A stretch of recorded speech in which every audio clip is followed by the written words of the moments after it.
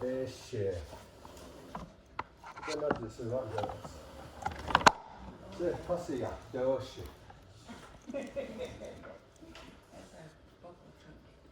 Passar det alltså vad kostar passar då.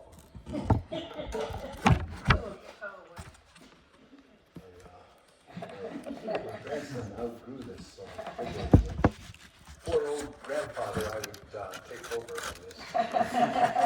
You'd be a certain age, and you realize that you accumulate a lot of stuff for sentimental reasons. So I have Lightning McQueen. Huh? I have a Lightning McQueen for my grandson. And I know my wife, she's starting to notice. I say, huh? It's called selective hearing. That's what it's called. You probably recognize this book. This is a very valuable book. It's about George Dent, as recorded by George Grinnell. If you ever have an opportunity, I would suggest that you get a copy of this, and I'm sure the library has copies of it. Very valuable. Daka na zi shi wo tin da this is it.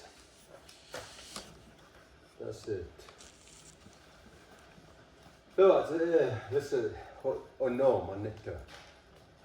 That's this is the duchen. How the when I nick so.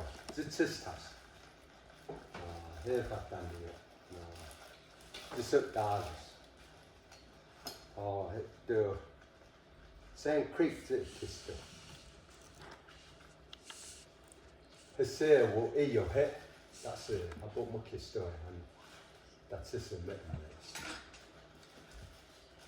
Nah, it doesn't want it cook. That's hard. It results. Yeah, that's just a mitten. Not no. So no. Hot sniff. That's sickening. 1864. They go and what this sort. Not that say the duchist. Who are? His swords in hall. No, I don't want stin it that. And how to what stand here. Who are? The vet ho.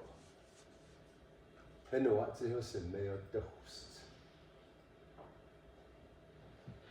I know what to say mayor dust. Who are to one ho ox. I put it around ho with the wax. Never ho. Oh, mach it ho come hall with her into kister. Denver. Nah, and here what not. That's yours. That hall. That happened. Hard double. This up. Wonder what. Mitten the whole neck. What not. And not hard. It's that's what it should do here. It should do because that's. Oh, I've got my bit in the that cocoa is still the Pacific Ocean to kiss. And here we catch that cocoa man in here the little in Kansas now, Colorado now, and here the California,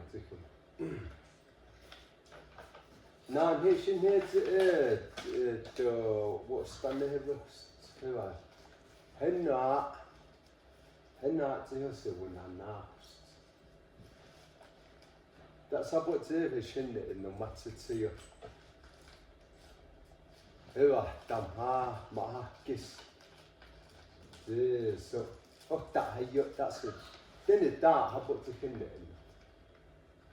Hen, ik geef je gaan mee. Het dochste mast. Nou, ik ga zo wanneer hier. Then het het zit zomaar hoos het neer zo op hende in dan nog. Wat? Met een mist. Mist de moe zo. Ik ga. Ja, kom maar te daar hende in dan nog. Then het daar. Zo was dan de hebben. Ze ho. Dame weg. Ni sa dit shiwo na hen. Weet ho. That's it. Na het kon het dan nest. Wat dat je, zit dat net daar. Dat ne hey dat is keer ja met woorden zinnen. Dat is het is handen. Het is je woord staan hebben. Naast je mas tussen is. Ja. Dat we de hoogste wil in is. Naksane de way van als je mag je van nem maar daar het door naast.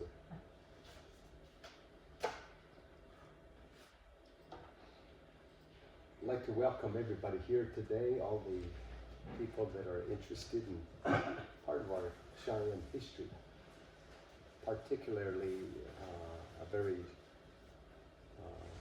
horrific part of our history called the Sand Creek Massacre.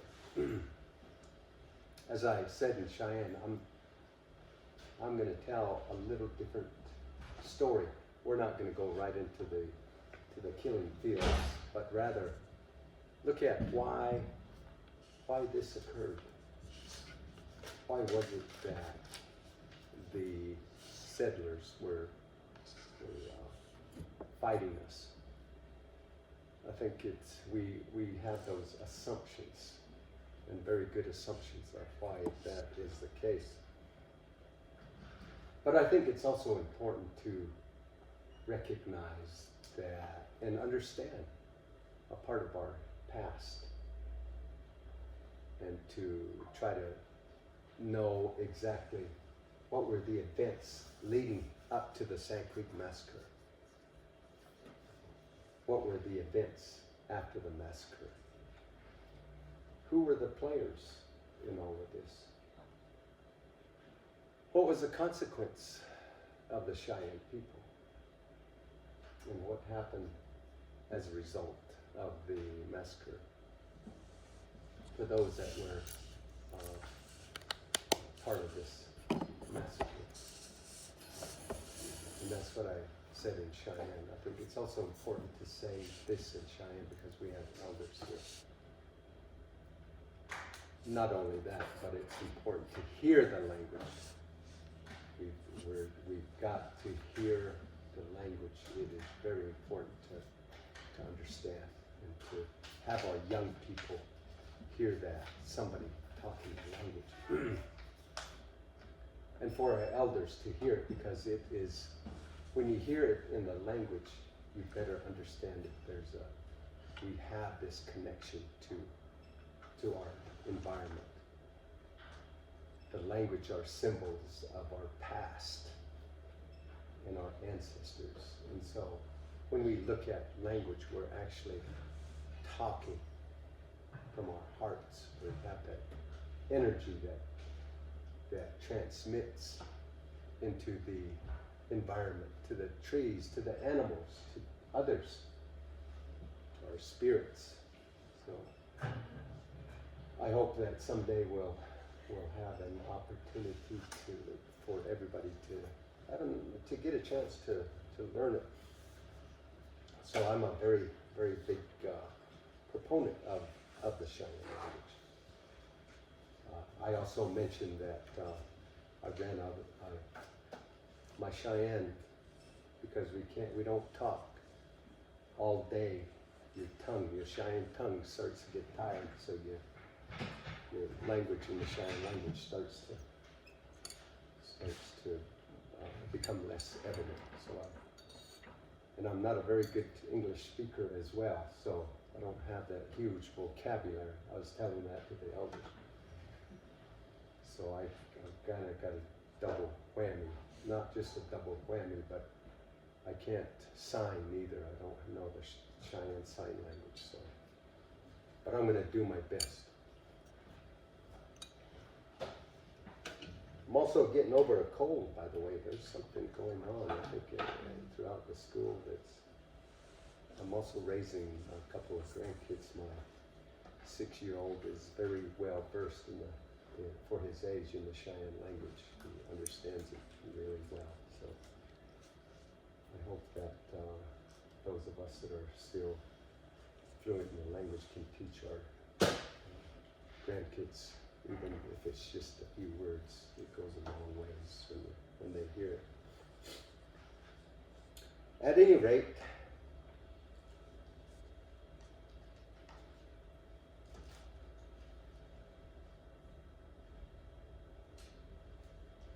one of the things that the late Steve Brady, who was a very big part of Sand Creek investigations, said that in an instant, everything was wiped out.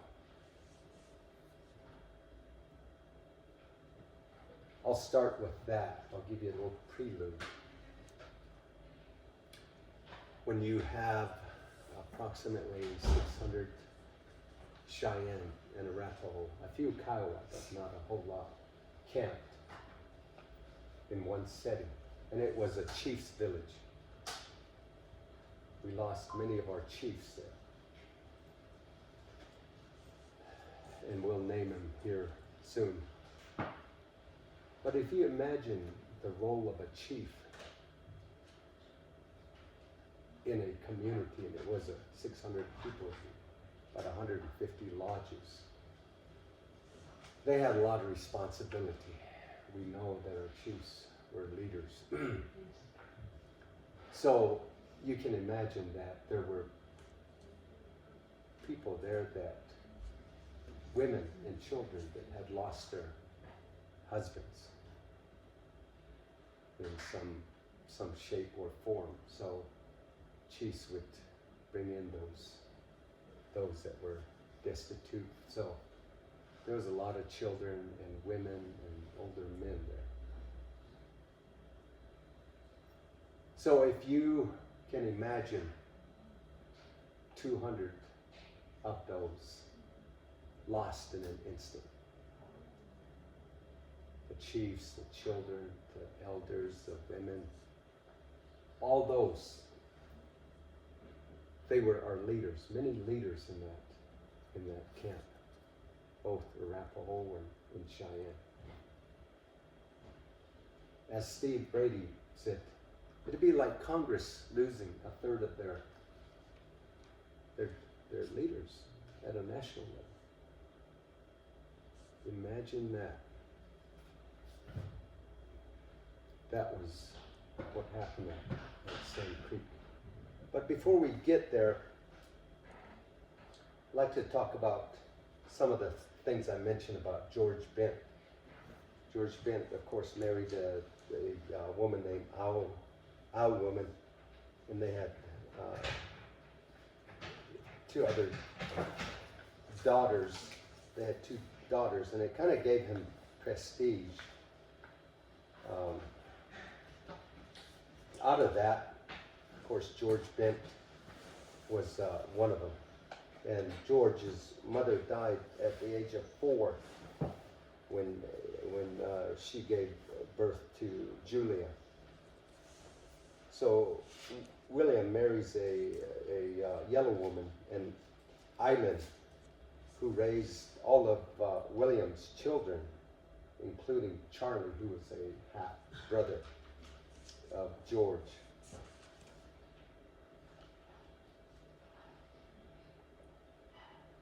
And so around this time, in the 1840s, 50s, 60s, we see wagon trains that are moving west.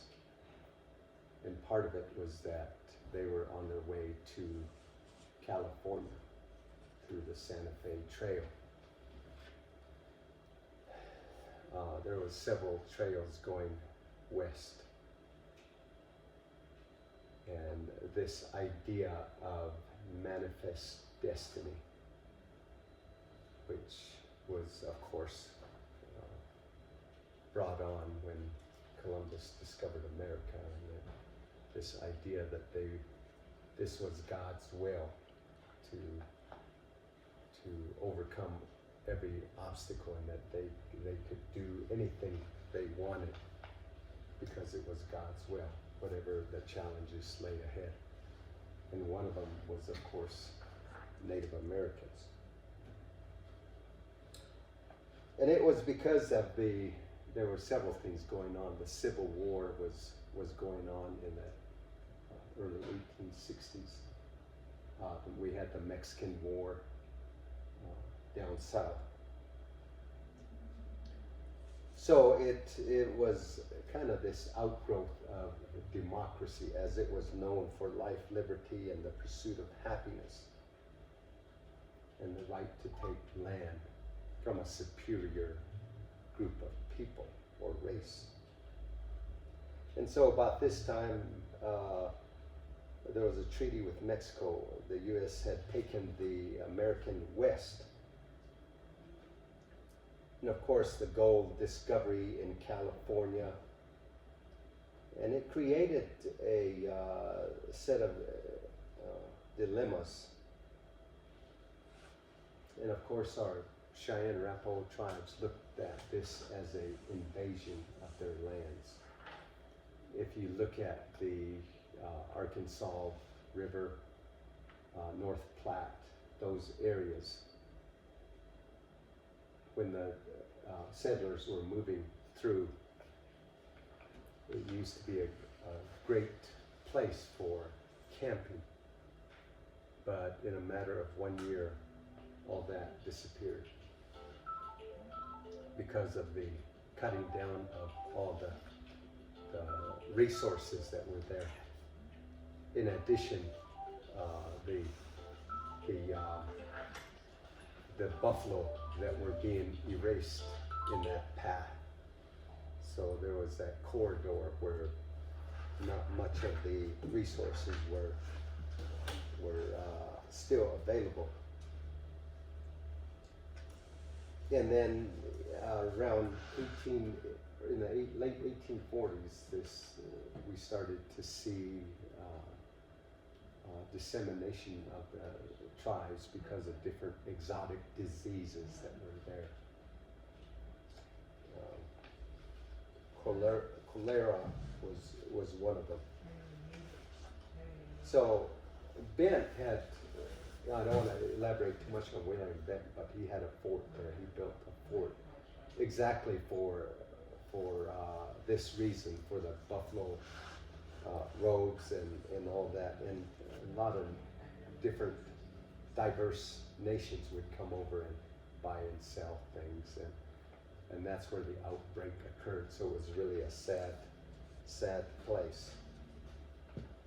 And because of the tension, I'm going over this because we kind of need to understand this prelude before the battle. The Treaty of Fort Laramie was signed, and it was, of course, because of the tension of land and resources. And there was a number of other things that were going on. William Bent abandons the old fort and moves 40 miles down the Arkansas to the Big Timbers. It became a stone structure, a landmark, because of its location. And this was a place where they could hold talks with Indians, and annuities were distributed and that sort of thing. It was a real strategic location. So William sent his children to learn white man's ways, and of course his own ancestry over to St. Louis, and because of the discovery of gold between 1858 and 59, that kind of changed everything. There was the landscape, but the political landscape as well. Places where there were no white people were suddenly there to stay. They started to. This was the beginning of the Denver community.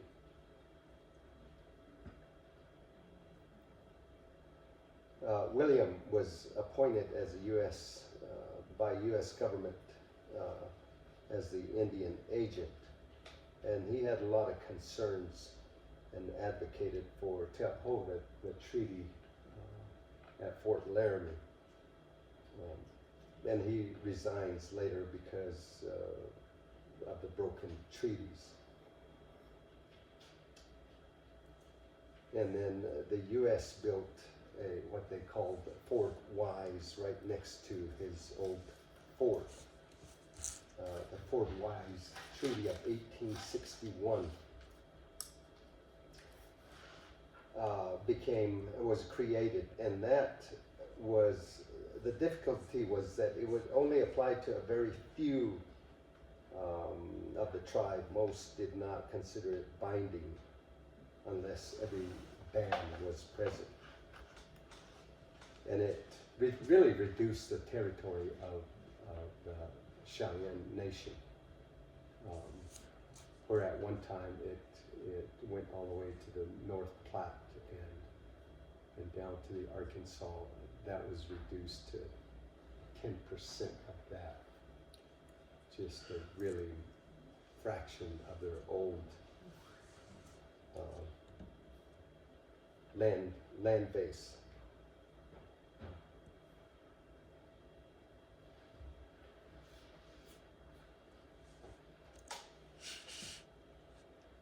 So the Civil War was going on. George Bent was over there. And of course, the Civil War was about slavery. But there was no discussion of natives even being in this unceded territory.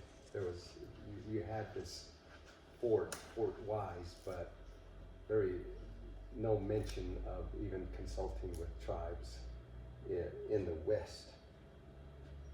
So George decided to join the Confederate Army, and he was involved in a few battles, Wilson Creek, Battle of Pea Ridge, and then he was caught and released on the promise that he wouldn't fight with the Confederates anymore. So he returns back to the West, to his homelands, and he couldn't believe it. He returns home and he can't believe the transformation that has occurred. Where once there was buffalo and no other Indians or whites, it had transformed. There was a city there. Denver had been created. There was ranches everywhere along that route, the Santa Fe Trail. And later Fort Wise was named Fort Lyon. He decided to move back with his tribal people, the Cheyenne people, just because of all the things that occurred in the East. So he became one of them. He became a warrior.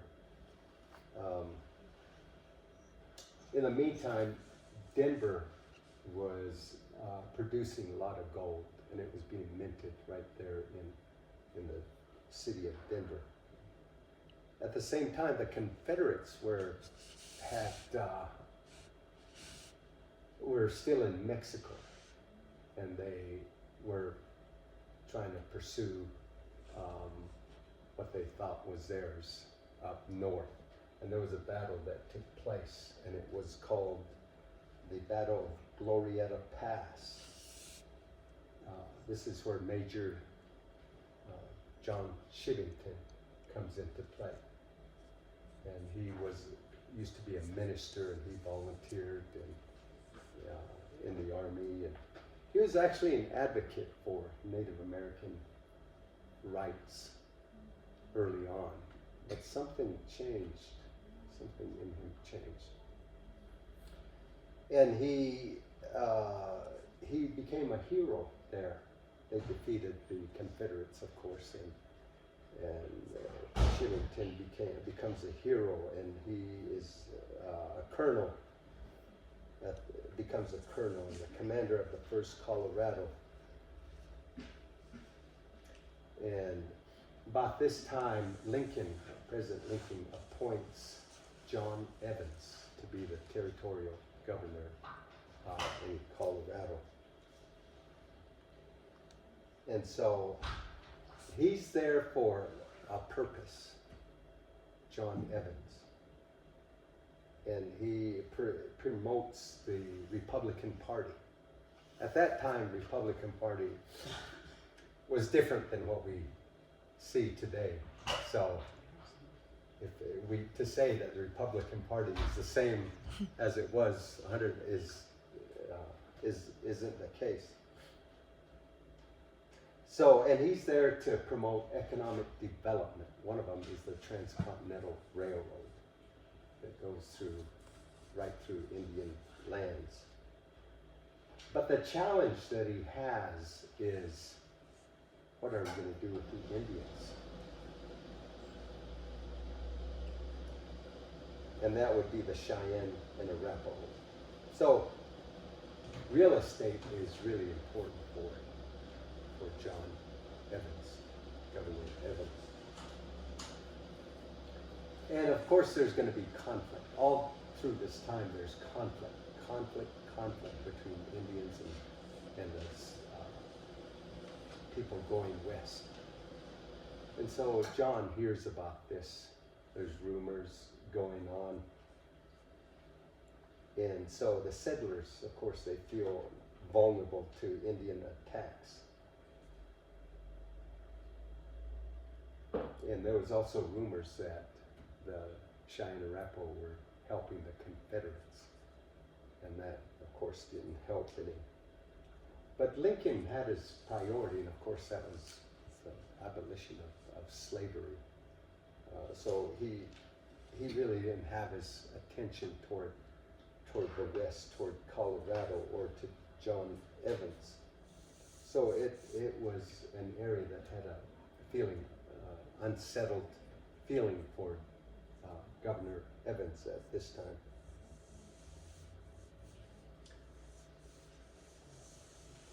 And of course the Fort Wise Treaty was ratified, but it was never totally, the Cheyenne and Arapaho didn't really have that full support. So in 1863, Evans sees an opportunity to make a move and says that the reservation that was created, Fort Wise, applied to all Cheyennes. And he says that if the Cheyennes that weren't part of that reservation were hostiles. So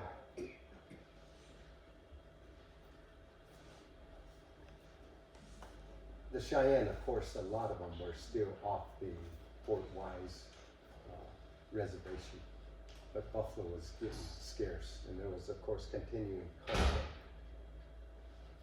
What this did was that it left the territory, Colorado Territory, and John Evans without any help from the Federal Army.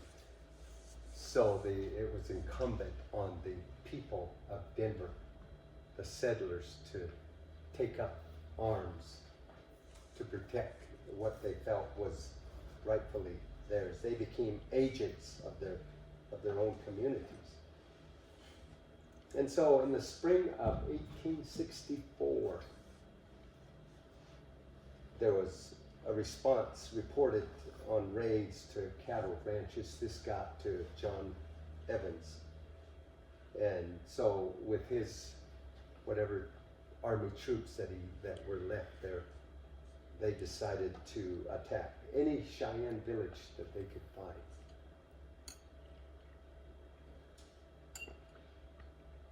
And in one of these incidents,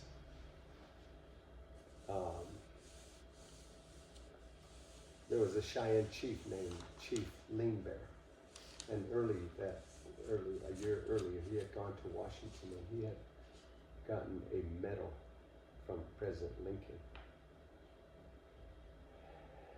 to show that, you know, he was friendly. Even a letter, he had a letter that he had with him at all times. And being the chief of one of those villages, he told his people that he wanted to meet with these soldiers that were attacking him. So he went in front of them and tried to show him his medal and letter, and right point blank, they killed him right there. And this didn't sit too well with the rest of the Cheyenne people.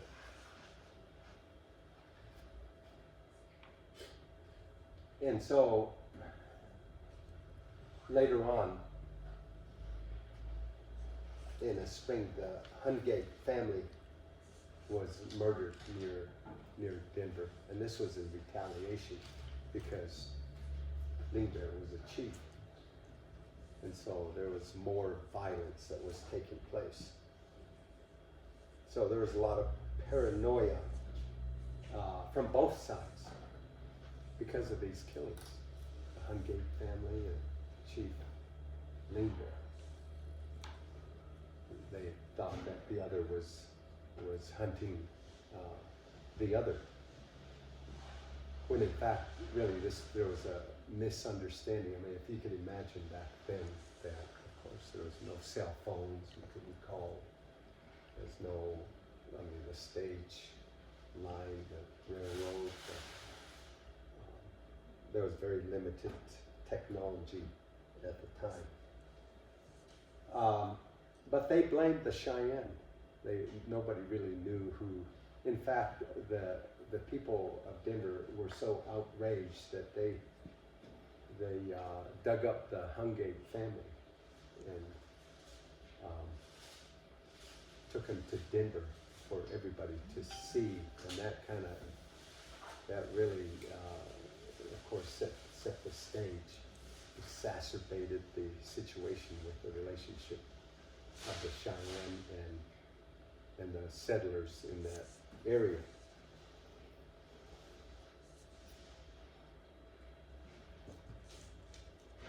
So the Cheyenne and Sioux attacked ranches and soldiers anywhere and everywhere in Colorado. It was because of the death of Lingbear. And so we have a couple of chiefs, Chief White Antelope and Chief Black Kettle. They see no way out but to make peace, even though bands were attacking white settlements.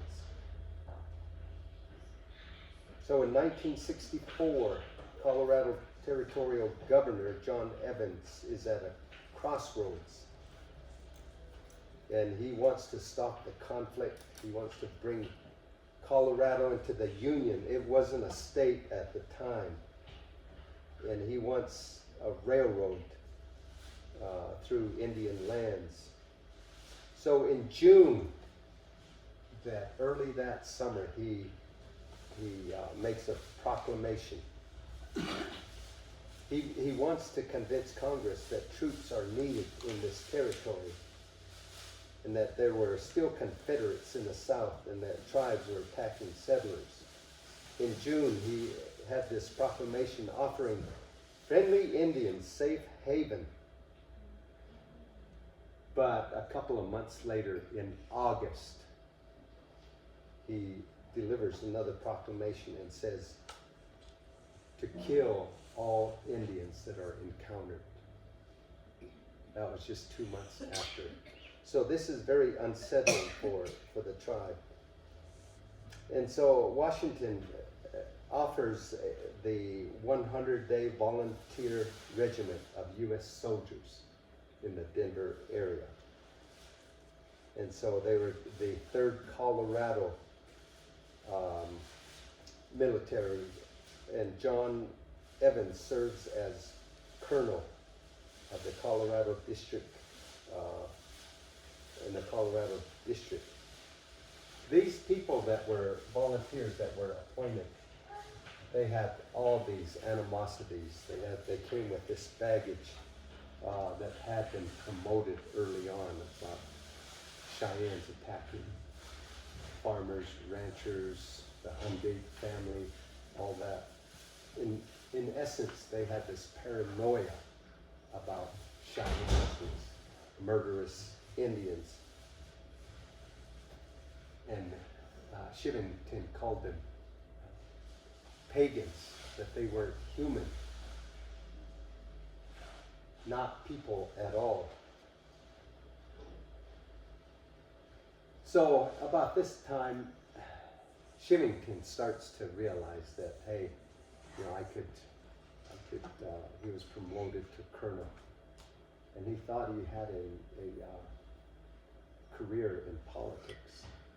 He is now a colonel, and he was in charge of this regiment. So they recognized the political advantage of attacking Indians.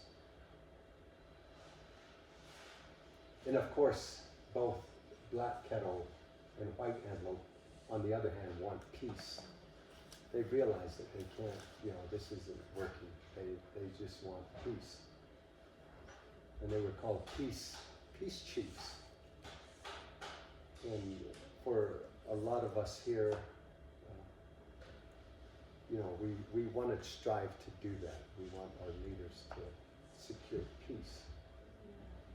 And this was a big responsibility for the chiefs at that time. So a meeting was held at Camp Well in September of 1864. Major Edwin Wynkoop, Captain Soul, and Colonel Shivington and Governor Evans were part of the negotiations. Remember, this is in September. And at this meeting, Chief Black Kettle says, "All we ask is that we may have a peace with whites. We want to hold you by the hand. We have been traveling through a cloud. The sky has been dark ever since the war began." Those are the words of Chief Black Kettle. And Governor Evans, who was also superintendent of Colorado Territory and knows that Black Kettle doesn't speak for all the Cheyenne, is unwilling to negotiate peace. He says to Black Kettle, "Your young men are on the warpath. My soldiers are preparing for the fight.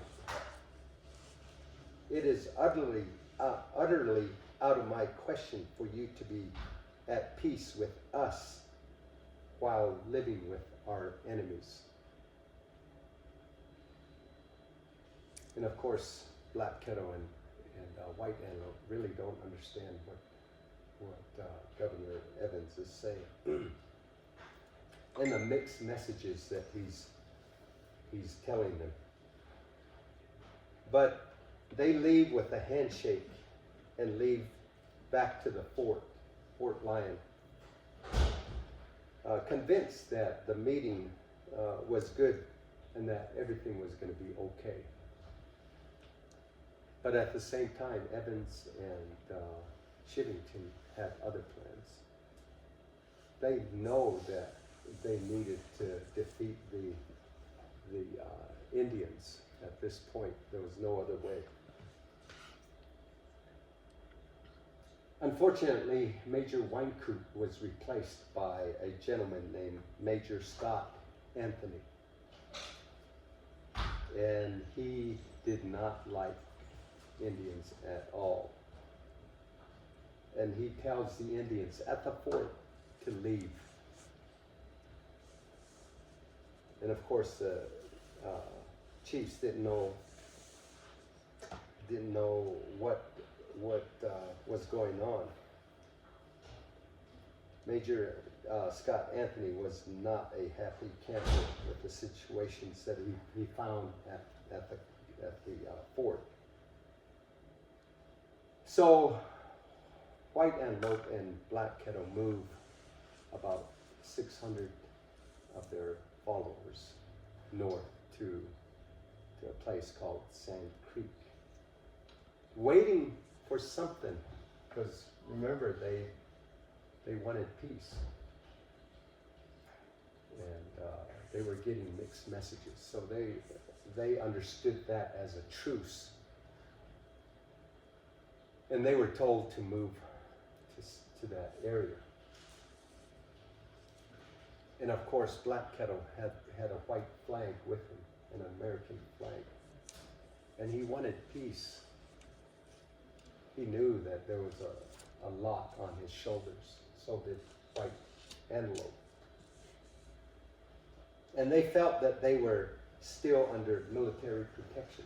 Remember, there's other bands that aren't in agreement with Black Kettle and White Antelope and Little Raven and Left Hand from the Arapaho. And the ones that were, as they termed them, hostiles, had a right, because they didn't have a say in the Treaty of Fort Wise, which essentially left them with just a little piece of property. When in fact, their idea of peace was, let us hunt to the North Platte into Montana, and they couldn't understand this, and that's why they weren't in agreement. About this time, Evans goes to Washington to try to, of course, argue that, we need more protection in the West. And about this time, Shivington sees an opportunity.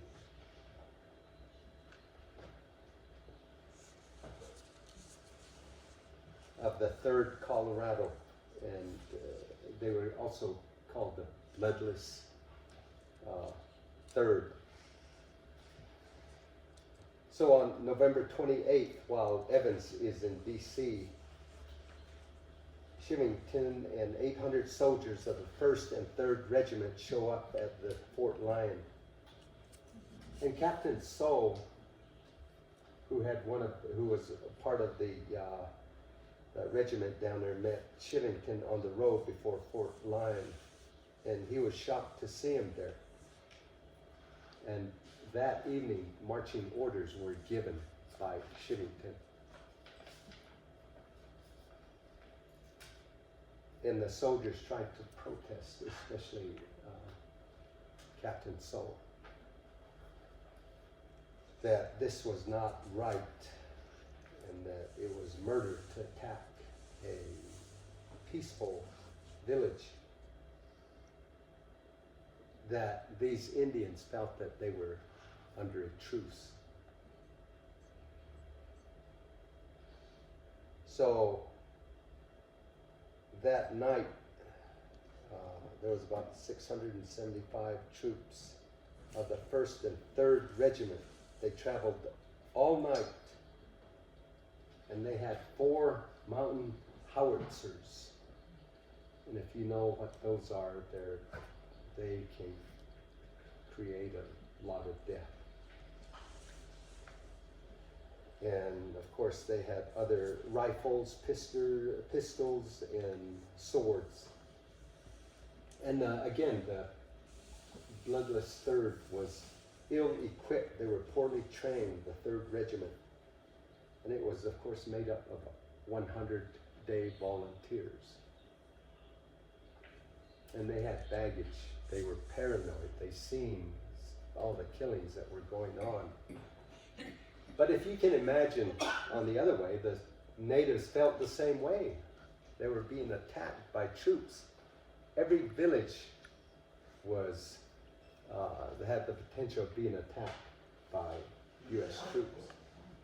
A lot of chaos was going on. So the 3rd Regiment, the 100-day volunteers, had that paranoia as they were moving through the night toward Sand Creek. And many of them had rage. They wanted blood. They wanted to kill at this point. And of course, the 1st Regiment was under the control of the U.S. War Department, and that kind of gave them that will to attack. So before dawn breaks, Black Kettle, White Antelope, Left Hand, and others were present.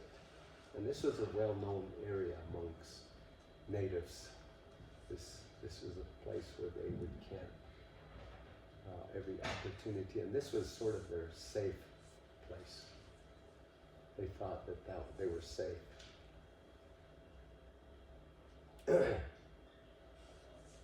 And Chief Black Kettle had a large American flag and a white flag tied to a lodge pole.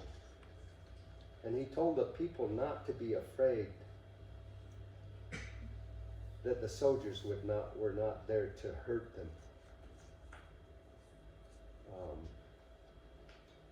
Early that morning, some of the people were moving around and stoking their fires, and they were getting ready for the day.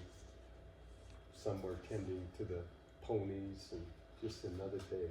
When they heard that rumbling, there was some that felt that they thought it was actually buffalo running, but buffalo were scarce, so they really weren't sure what it was, when in fact it was the soldiers attacking.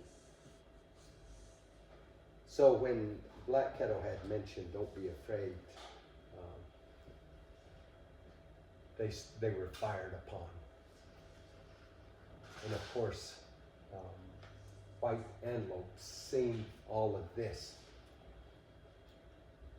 But, you know, the thing about natives, especially our elders, our leaders in the past, when they said something, it was like an oath. When they shook hands, they kept their promise.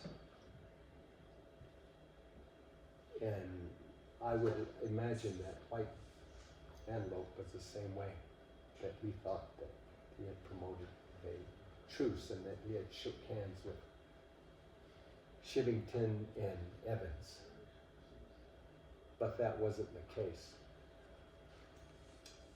But he wouldn't budge. This was his destiny. That he knew that he was going to die for peace, really. So he started to sing his song. And we still sing that song today, especially when somebody dies. And if you can imagine, it's been over 150 years, and we still have that. We still have that collective memory of this song. Especially when we bury somebody. Only the rocks last forever.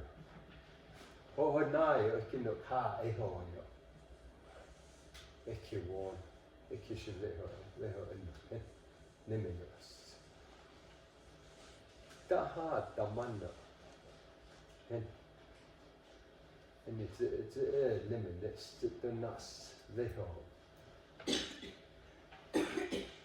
Das ist schon oneness. Das ist ho the words. The words stunning. Na edam es. Du se mo ishi monito he. You know, it's very powerful, this song, if you're a tribal leader. A chief, you've made an oath to protect the people. And this is, in essence, what White Antelope had done. And of course, he sang that song.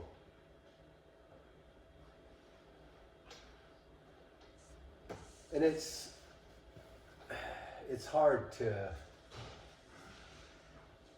put into scale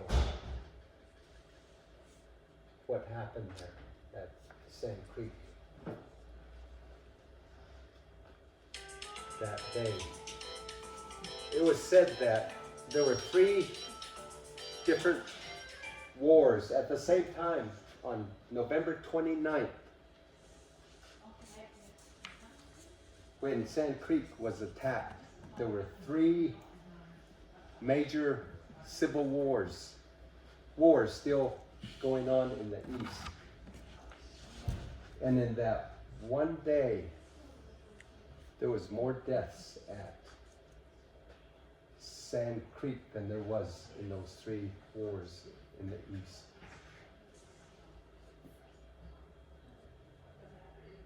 And that's hard to imagine. Some of the Silas Soule later, Captain Soule and another gentleman later testified about what they witnessed. In fact, they would not fire at the Cheyenne during that attack. They refused to. They disobeyed the orders of Shigington. And a lot of the soldiers that were killed were from friendly fire, actually. It wasn't from the Cheyenne and Arapaho. And they witnessed something that they would never forget. In fact, it stayed with them for the rest of their lives. A lot of the people under their command were never the same. It had a psychological effect on them. Some of them committed suicide, some of the troops, from what they witnessed. That's how bad it was during this time. And as I mentioned when I started, if you can imagine a little less than a third of your people massacred. Imagine here in Langmuir, if we have 2,000 people living here and about 900 of them are killed, that you can't comprehend what actually occurred there. George Ben said that, and he was wounded in the hip. When they had gone back over there, there were relatives that were lying everywhere. Yeah, can you imagine going back after you've been attacked and seeing your father, your mother, your sister, your grandson, all those things that they witnessed. You can't put it into scale.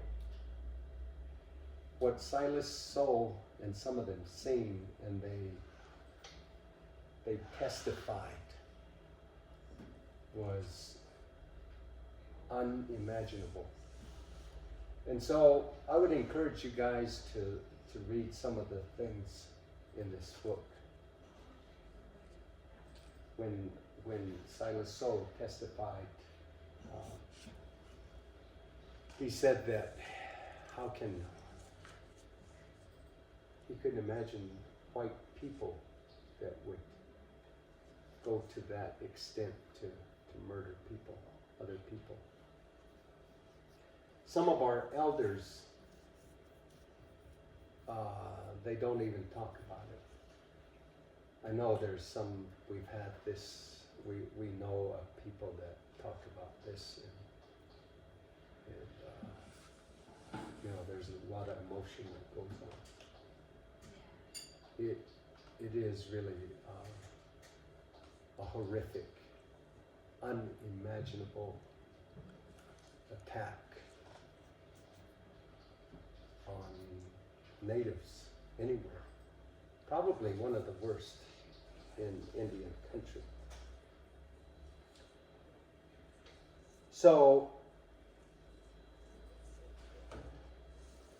the ones that survived later go back to find the dead laying all over, and temperatures were freezing. And remember, this is in November. They moved many miles away where they found refuge in their relatives' camps in the Smoky Hills. Nearly all of Chief Left Hand's band were killed, and he was mortally wounded and died later. When the other camps found out about this battle, this attack, this massacre, nearly everybody or everyone lost a relative there of these other bands. They were all mourning that loss. It was said many times that during that battle, there was a lot of, it was just, when you say it in Cheyenne,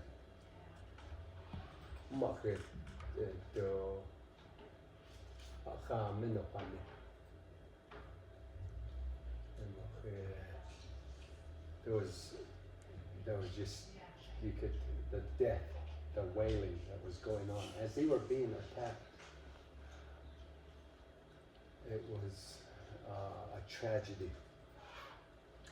They were mourning the loss at this time when they found out. Even the warriors were crying, wailing, women gashing themselves. And Steve Brady said that there was at this time with the Cheyenne people in both the Northern Cheyenne and Southern Cheyenne a council of 44 chiefs, and a significant number of those chiefs were killed. And so when they went back, Shivington, and he, of course, took with him the trophies, the human trophies, whether it was scalps, whether it was genitals, all these things, and they had a great butchery parade over in Denver. But it was short-lived because there was, things started to come in that said otherwise.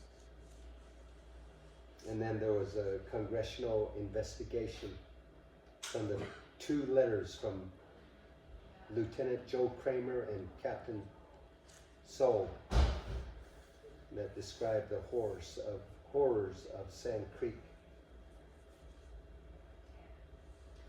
The only time that they had these 2 Senate investigations of any war, U.S. war, was with Sand Creek. Shivington resigns before he could be held accountable and could be brought to justice.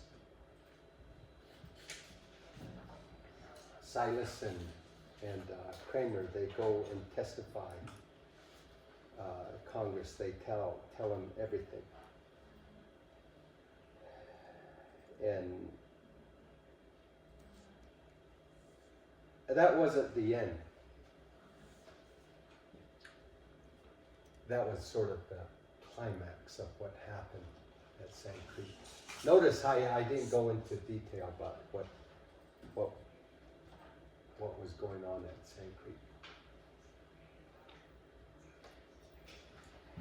Most of the survivors, they had a huge winter camp Sioux, the Cheyenne, the Arapaho, the Brulés. There was a number of different council fires of the Sioux Nation as well. And they start a winter raid. This was in retaliation of Sand Creek, with about 1,000 warriors, 1,000 dog soldiers. They were so enraged about what actually took place at Sand Creek that they just burned everybody, killed everybody. Ranches, farms, anything that they could get their hands on. Even a town called Julesburg, the only tribe that ever destroyed a town, conquered a town, and that was the dog soldiers. They didn't, and what makes this unique is that there was a fort not too far away from Julesburg, and they had, of course, the army there. They did nothing. They did nothing to help Julesburg. In fact, they stayed in their fort and would not come out. And it was said that George Bent said there was about 100 miles of destruction. The dog soldiers' rage.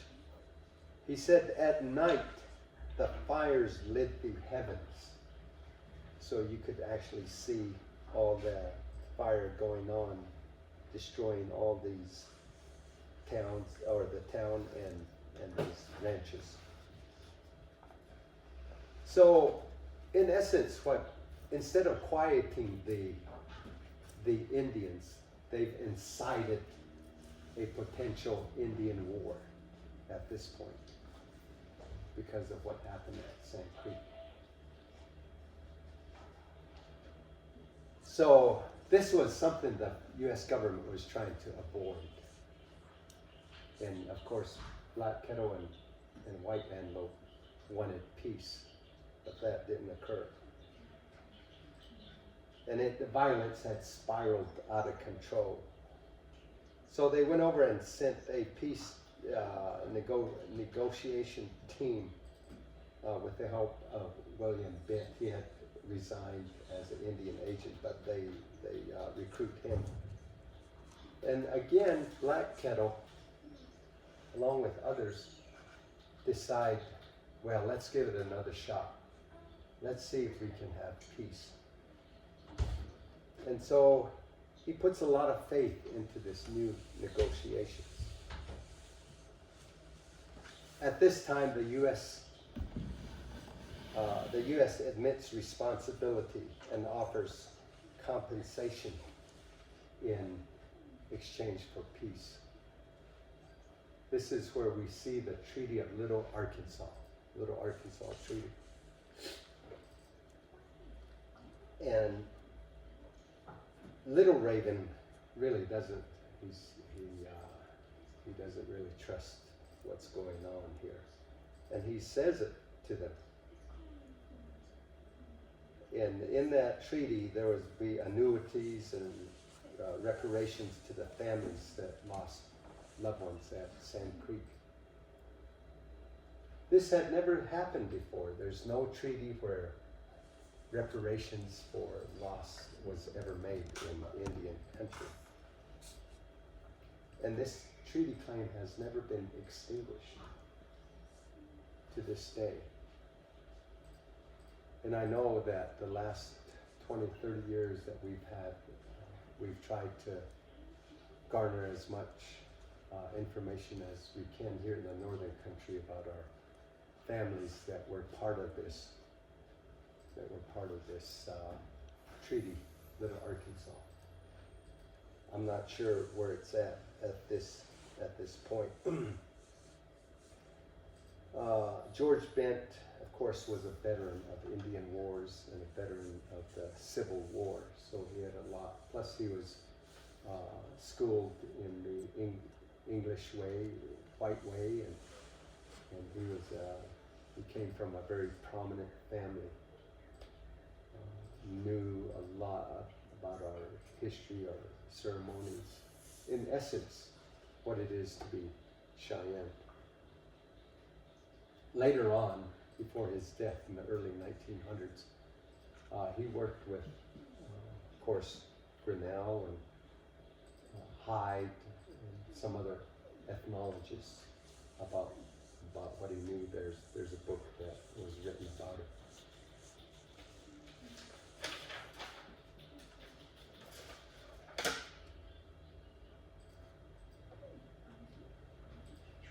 So, you know, the military's view was that what are we going to do? On the one hand, you know, you want to try to work this out. How do you see the Indian tribes there? Do you view them as noble? Do you view them as adversaries? This was the question that the U.S. government had to look at. Them as opposed to us because of the need to have a rail line there. Or is it something more like the manifest destiny, the right to conquest? These were very important situations. If they were savages, they would have to go. How did they look at it? And of course, Shivington was obsessed with being a politician and promotion, and everything being sensationalized at that time.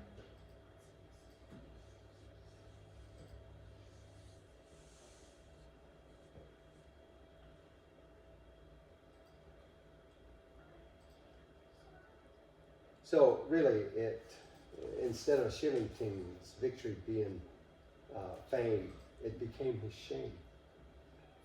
That is how he is remembered today. And of course, Sand Creek is sort of an emblem of failed Indian policy.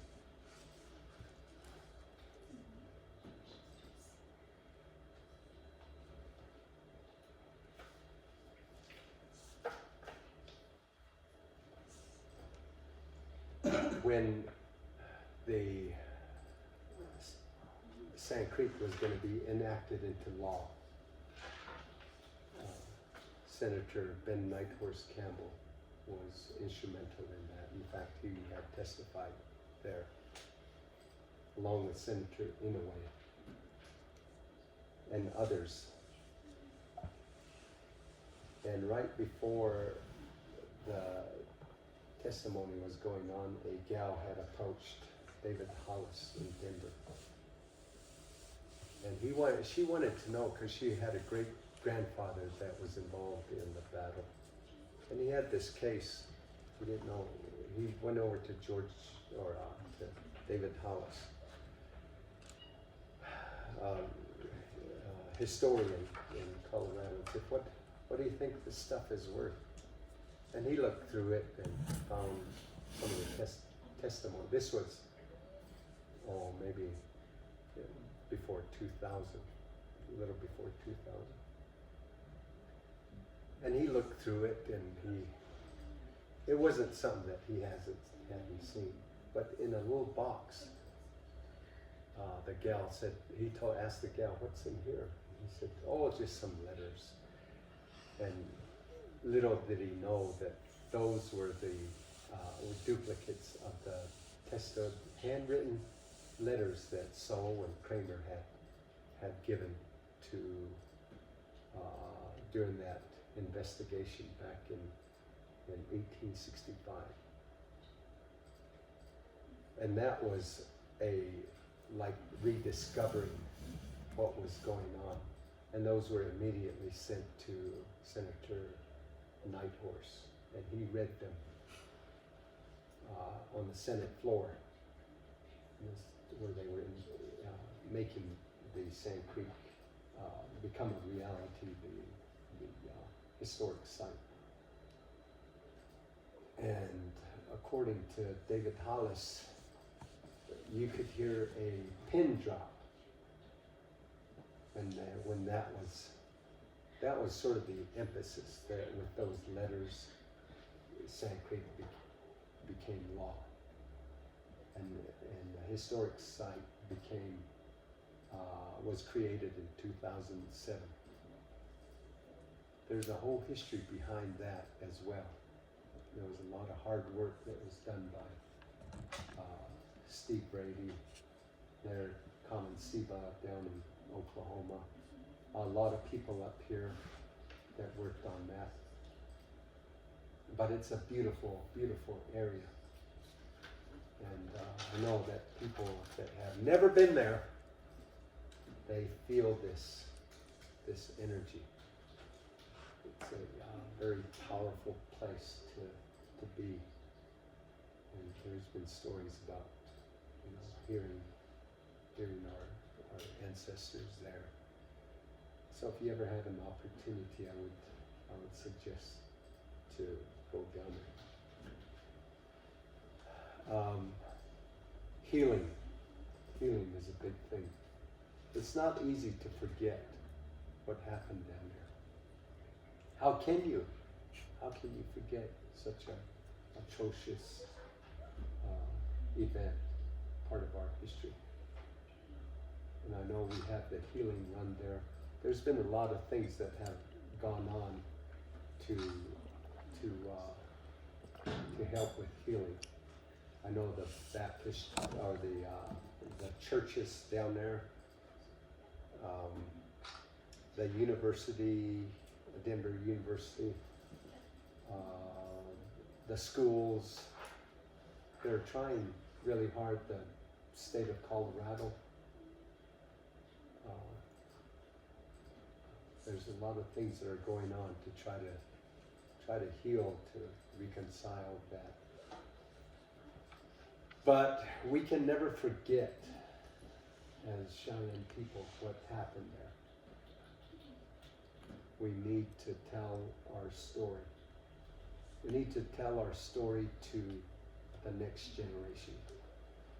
These are what we call hotayuts, stories of our past. We got to keep our ancestors alive. And we got to remember them. And so healing has a double-edged sword. On the one hand, we want to heal. We want to remember, but we don't want to have that animosity. We don't want to have that disdain. We don't want to feel angry. We don't want to look at those people and have hate toward them. And we want to try to come to some closure to it. But at the same time, we want to remember them, and that's a hard thing to do. For some of us, that might never occur. For others, it may be something that they can rectify, that they can come to some understanding. It's one of the many tragic stories in the history of federal Indian policy. But Sand Creek was really one of the most horrific massacres that ever occurred in Indian country. And I'll just give you a little taste of what happened. It was said by Silas Soule that there was a little child that was running in the midst of what was going on, all the killings. And that there were 3 soldiers that each took turns trying to gun down this little fellow. And the third one finally succeeded. There was other testimony of a mother that got on her hands and knees and was trying to, in her own word, in her own way, trying not to fight or anything, surrendering. And one of the soldiers had a sword and chopped off her arm where she had her hand up. And then she broke her other arm when she had held her other hand up. And then after that, just stuck the hatchet right on her skull. There's stories about women being disemboweled. And, taking the babies out. I mean, there's so much there that you can look at, but in reality, it was those atrocities that changed us forever as Indian people. So, I don't want to dwell on that part of our history. As one Cheyenne said, a woman who could not speak about what she heard from her parents. It's not for me to say these things. She couldn't say it. Even just the thought of trying to tell that story was heartbreaking.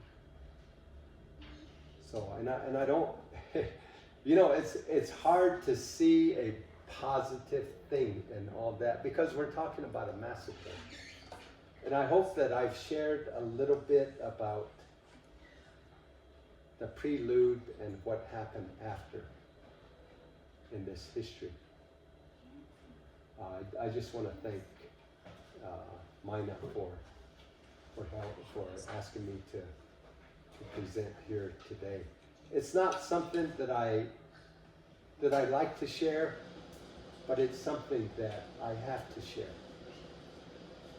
Because we have to know our history. We have to know a lot about what we endured as Cheyenne people. I'm glad some of our elders are here today. And I'm sure they have a lot of stories as well about what they know. And thank you everybody for being here. And I recommend some of the things, and you're going to shed a tear or two just hearing about what actually happened there. Yeah. I don't think this is the forum to bring out some of the horrors that were going on. I just want to talk a little bit about the history of Sand Creek. So, ha-ho, niyashin. Thank you.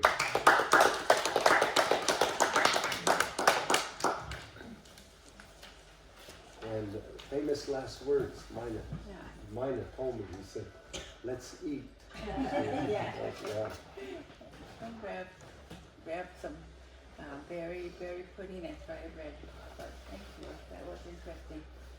I think we need to hear what brought this on, and just dealing with this.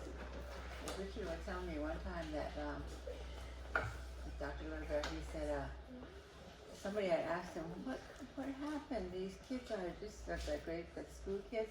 He said they're like somebody died, and he said they're really like hurting, in grief. And he said, I don't know. He said, yeah, they were talking about Sand Creek, those little kids that heard about it, and they were just really, in sorrow. So Yeah. It affects us, affects all of us. Because when I learned some of the stories of things that happened, it really touched me. Cool. Yeah, but thank you all for coming. We try to bring our history to their students, but sometimes they're in classes, so they can't come. But glad you guys are all here. But come and help I yourself. set out some of the documentary evidence volumes too. I set those out if anybody wants to look at them. And these here? too. Yeah. Oh, And those are always in the archives. right. So no fry bread fingers, but they are available. So help yourselves. Whoever wants to eat. There's a movie called Soldier Blue. Have you ever seen that? It's about Sand Creek Massacre, and that is really so kind of truth showing that they took it off. Yeah, you can't get that anymore. They started showing it in theaters, and they took it off in 1 or 2 months Oh, wow. because people were learning the truth from that movie, and it was. I went to see it when it first opened, and we didn't even stay through it. My father-in-law and my husband and I were the 3 that went there, and all 3 of us came out, and people just followed us out after a certain point in that movie, and people were just getting sick right outside the theater. It was horrible. Yeah, yeah, it is, it really is that bad. And it is, in some places, that movie's available in some places, but I would suggest people look at it. Yeah, I think it's outlawed here in the States. I think so. They felt too guilty to Yeah. show it again. Yeah, they outlawed it. Want to try some berry pudding? Who says? Ah, how about the Hey. phone? And Ah, I hope. it's the one from that movie.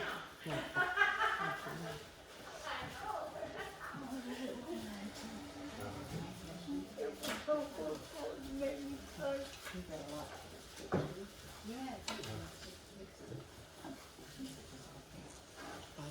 I don't know if I would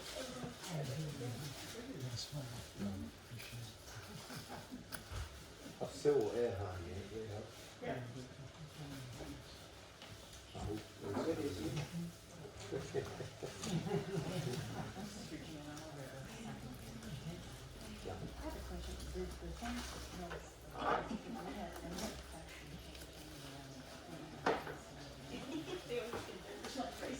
Not right then and there. Yeah, it wasn't something that they took advantage of, but rather, I think, sensitized them.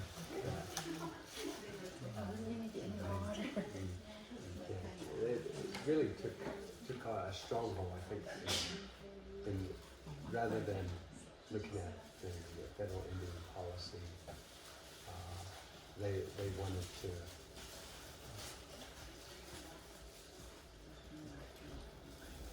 in some way or another, tighten up that We should try to get that. policy.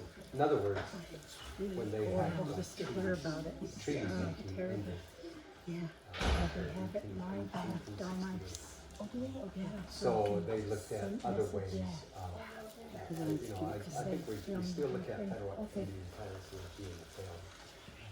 They really hasn't done anything. I mean, if you look at it, the Allotment Act, the Termination Act, the Relocation Act, boarding schools, a lot of that. So part of it is that we don't have a say.